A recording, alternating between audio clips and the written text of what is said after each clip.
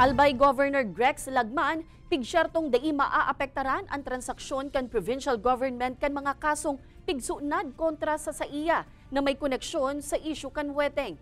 Dago sa pagpuho sa operasyon kan weteng sa Albay, plano ngunyan ni Lagman.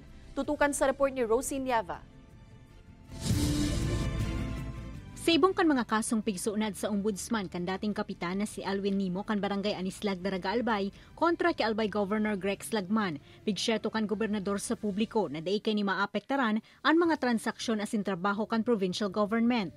Pinahimutikan kan opisyal ang akusasyon na imbulto siya sa transaksyon kan weteng sa probinsya asin tinawan doon na anas pamumuliti kamansana ang nangyayari.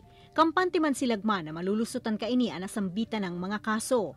These cases have zero effect on my administration, how I will do my work, undertake my work together with my department heads. Hindi po tayo magpapa-apekto sa ganitong klase mga baseless cases. Sa ibong kaini mayo man subuot nin planong magsuunad din kontra asunto an opisyal.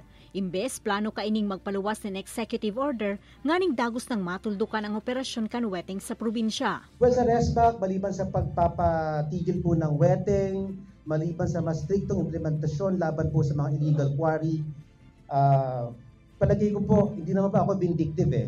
Hindi ako naniniwala na dapat mag-file tayo ng kaso left and right. Enot naman na sinabi ni Nimo na ginibo niya ang nasambitan ng lakdang makalihis makaresibinin huma sa buhay.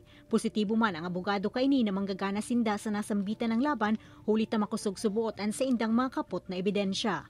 Ini si Rosie Nieva, Balitang Bicolanja.